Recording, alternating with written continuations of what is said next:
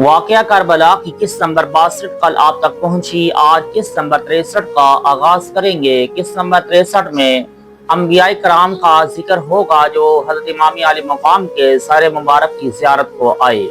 امام اسماعیل ابو الحنوک کی روایت لائے ہیں کہ شہیدوں کے سروں کی حفاظت پر ہر رات کو 50 اشخاص مامور ہوتے تھے اور میں ان لوگوں کے درمیان تھا۔ تمام نگہبان سو گئے مگر مجھے نیند نہیں آ رہی تھی۔ اچانک میں نے آسمان سے آواز سنی کہ انقریب جہاں زیر و زبر ہو جائے گا۔ میں نے نگاہ اٹھائی تو دیکھا کہ ایک بلند و بالا گندم کو سفید پوش نورانی شخص آسمان سے اترا اور اس نے سر کو ننگا کیا اور امام حسین علیہ السلام کے سر کو صندوق سے باہر نکالا اور آپ کے چہرہ مبارک کو بوسہ دے کر رونے لگا۔ میں نے چہرہ حیران ہو کر اٹھا اور چاہا کہ امام علی مقام علیہ السلام کے سر مبارک کو اس سے لے کر صندوق میں رکھوں مگر مجھ سے پہلے ہی محافظ بیدار ہو گئے۔ جب میں ان کے پاس گیا تو کسی نے مجھے آواز دی کہ گستاخی نہ کرنا اور آگے نہ بڑھنا کیونکہ یہ حضرت آدم صفی اللہ علیہ السلام ہے جو حبیب خدا صلی اللہ علیہ وآلہ وسلم کے بیٹے کی تعزیت کے لیے آئے ہیں۔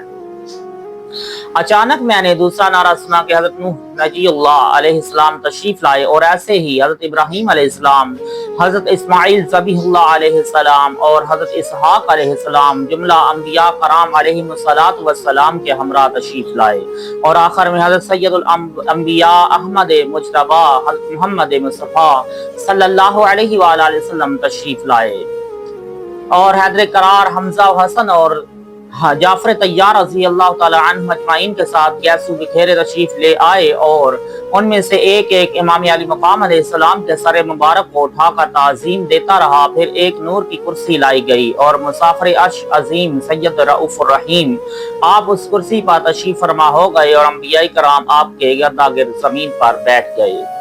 پھر ایک فرشتہ نمودار ہوا، اس کے ایک ہاتھ میں تلوار اور آگ کا عصا تھا اور دوسرے ہاتھ میں اس نے مجھے پکڑ لیا۔ میں نے چیختے ہوئے کہا، یا رسول اللہ، میں آپ کے خاندان کا حوبدار ہوں اور یہ لوگ مجھے اکراہ و جبر کے ساتھ اپنے ہمراہ لائے ہیں۔ یہ سن کر فرشتے نے میرے منہ پر تھپڑ مارا اور جہاں تھپڑ لگا تھا وہ جگہ سیاہ ہو گئی۔ حضور رسالت مآب صلی اللہ علیہ وآلہ وسلم نے فرشتے سے فرمایا کہ وہ مجھے چھوڑ دے۔ فرشتے نے مجھے چھوڑ دیا تو میں بے ہوش ہو گیا۔ مجھے صبح کو ہوش آیا تو ان نگہبانوں پر اس واقعہ کی کوئی اثرات نہیں ہے اور میں نے دیکھا کہ امام حسین علیہ السلام کا سر مبارک صندوق میں رکھا ہوا ہے اور اس صندوق کے ارد گرد کی زمین خاکستر بن چکی ہے۔ راوی کہتا ہے کہ جب صبح ہوئی تو شمر نے ابو الحنوک کو طلب کیا اور اس کے چہرے کی ایک طرف سیاہ ہونے کی بابت پوچھا۔ ابو الحنوک نے جو کچھ دیکھا تھا بیان کر دیا اور آہ کہتے ہوئے زمین پر گر پڑا اور جان دے دی۔ لوگوں نے دیکھا کہ اس کا پتا پھٹ گیا تھا۔ اہل لشکر یہ واقعہ دیکھ کر خوف زدہ ہو گئے اور بعض لوگ اپنی آمد پر پچھتانے لگے مگر سوائے آگے بڑھنے کے کوئی چارہ نہ تھا۔ ابو سعید دمشقی سے روایت ہے کہ جو لوگ حضرت امام علی مقام علیہ السلام کا سر مبارک شام کو لے کر گئے تھے میں ان کے ساتھ تھا۔ جب ہم لوگ دمشق کے قریب پہنچے تو لوگوں کے درمیان یہ خبر گردش کرنے لگی کہ مسبب بن کا خزائی ایک لشکر جمع کر رہا ہے تاکہ شب خون مار کر سروں کو اپنے ساتھ لے جائے۔ لشکر کے سردار پوری احتیاط کے ساتھ جا رہے تھے کہ ایک رات ایک ایسے مقام پر پہنچے جہاں ایک مضبوط کلیسا نظر آ رہا تھا۔ ان لوگوں نے مشورہ کیا کہ اس کلیسے میں ٹھہر کر پناہ لی جائے تاکہ اگر کوئی شخص شب خون مارے تو اس سے محفوظ رہ سکیں۔ روایت میں آیا ہے کہ شمر نے کلیسا کے دروازے پر آ کر آواز دی تو ایک بوڑھا جو اہل کلیسا کا سردار تھا چھت کے اوپر آیا اور اس نے دیکھا کہ کلیسا کے چاروں طرف سوار کھڑے ہیں اور شمر ان کے آگے ہے۔ کلیسا کے پیشوا نے پوچھا، یہ لشکر کیسا ہے اور تم لوگ کون ہو؟ شمر نے کہا، ہم ابن زیاد کے ملازم ہیں اور کوفہ سے دمشق جا رہے ہیں۔ بوڑھے نے پوچھا کہ تم کس کام کے لیے شام جا رہے ہو؟ شمر وغیرہ نے کہا، عراق میں ایک شخص یزید کا باغی تھا، ہم اس کے ساتھ جنگ کے لیے گئے تھے، ہم نے اسے اس کے ساتھیوں کے ساتھ قتل کر دیا اور یہ ان کے سر نیزوں پر چڑھائے ہوئے ہیں اور ان کے گھر والوں کو بھی لے آئے ہیں تاکہ یزید کے سامنے پیش کریں۔ بوڑھے نے سروں کو نیزوں پر دیکھا تو کہا، ان کے سردار کا سر کہاں ہے؟ لشکر نے امام علی مقام علیہ السلام کے سر کی طرف اشارہ کر دیا۔ جب بوڑھے نے اس سر کی طرف دیکھا تو اس کے دل پر ہیبت طاری ہو گئی۔ اس نے کہا، تم میرے کلیسا میں کیوں آئے ہو؟ शिमर ने कहा, हमने सुना है कि कुछ लोगों ने जमा होकर हम पर शब खून मारने का इरादा किया है और वो उन सरों को और कैदियों को हमसे वापस लेना चाहते हैं, इसलिए हम चाहते हैं कि आज की रात तुम्हारे कलीसा में बसर कर लें।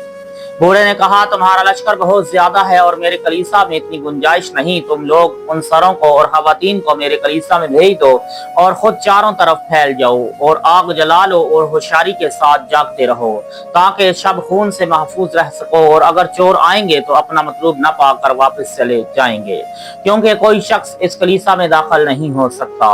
शिमर ने कहा, तुमने बहुत अच्छी बात कही है। फिर उसने इमाम आली मुकाम अलैहिस्सलाम के सर मुबारक को एक मजबूत संदूक में बंद करके ताला लगा दिया। फिर उसने फौज के जिस शख्स को भी संदूक के साथ जाकर कलीसा में रात बसर करने के लिए कहा, उसने इनकार कर दिया और किसी शख्स ने भी इस बात को कबूल न किया, क्योंकि वो लोग अबुल हनूक के वाक़या से डरे हुए थे। ताहम उन्होंने इतना किया कि संदूक को कलीसा में लाकर एक मजबूत कमरे में बंद कर दिया और उस पर भारी ताला डालकर कलीसा से बाहर आ गए। हजरत इमाम ज़ैनुल आबिदीन अलैहिस्सलाम अहले बैत के साथ कलीसा के अंदर आए तो बूढ़े ने उन्हें बहुत अच्छी जगह पर ठहराया। बाद अज़ां वो बूढ़ा उस कमरे की चक्कर काटने लगा जिसमें संदूक रखा हुआ था। उसकी ख्वाहिश थी कि मैं इमाम आली मुकाम अलैहिस्सलाम के सर्रे मुबारक को करीब से देखे। अचानक उसने देखा कि जिस कमरे में संदूक रखा हुआ है वो बगैर शम्मा और दिए के रोशन हो गया है। बूढ़ा हैरान होकर अपने आप से कहने लगा, ये रोशनी कहाँ से आती है? इत्तेफाकन इस कमरे के पहलू में एक और कमरा था जिसकी दरमियानी दीवार में सुराख रखा हुआ था। बूढ़ा उस कमरे में आया और उस रोजन पर आंख लगाई तो ये देखा कि वो रोशनी मुसलसल बढ़ती जा रही है और फिर इस हद तक पहुंच गई कि उस नूर को देखने की ताब किसी आंख में न थी।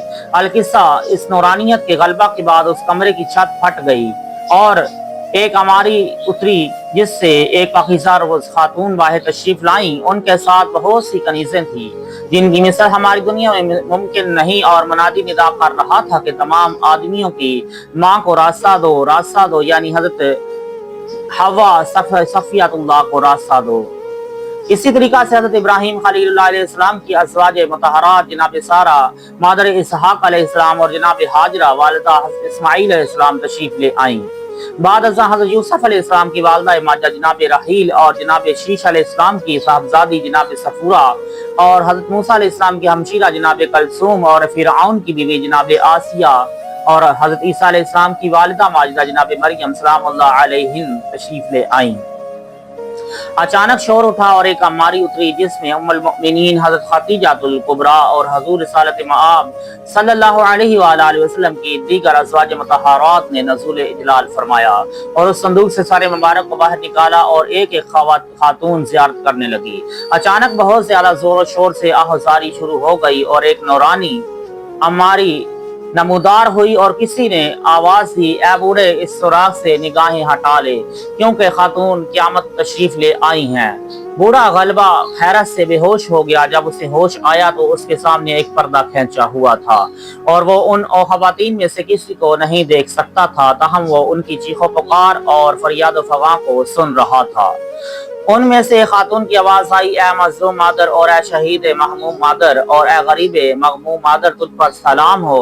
ए मेरी आंखों के नूर और ए मेरे पसंदीदा बेटे, गम न कर, मैं तेरे कातिलों से बदला लूंगी और तेरे गुस्सा के शोला को इंतकाम के पानी से ठंडा करूंगी। अखबार में आया है कि सैयदा फातिमा सलामुल्लाह अलैहा ने उस रात इमाम मसूम के मरसिये में चंद अशार कहे जिनसे खवातीन सर पर्दा इसमें में चीखों पुकार शुरू हो गई। उन बाद कलमात का मजमून अबियात से जाहिर होता है। बूढ़ा ईसाई ये बातें सुनकर बेहोश हो गया। जब होश आया तो वो अमारियां और अमारियों में तशरीफ लाने वालियों का निशान वहां पर न पाया। वो उठकर उस कमरे से बाहर आ गया और जिस कमरे में संदूक था वहां जाकर दरवाजे पर लगे हुए ताले को तोड़ा और अंदर जाकर संदूक का ताला खोला और संदूक के सामने बहुत ज्यादा रोते हुए जमीन पर लूटने लगा। फिर उस सरवर आली मुकाम के सर मुबारक को संदूक से बाहर निकाल कर मुश्क गुलाब से धोया और उसे मसल्ले पर रख कर उसके सामने दो रोशन की और दूर हटकर दो जानू बैठकर नजारा करने लगा। फिर उसने गरिया जारी करते हुए कहा, ए सरे सरवर उन आलिम और ए महतरे महतराने बनी आदम, मेरा गुमान है आप उन लोगों में से है जिनके औसाफ में हज़रत मूसा अलैहिस्सलाम की तौरात में देखे हैं और हज़रत ईसा अलैहिस्सलाम की अंजील में पढ़े हैं।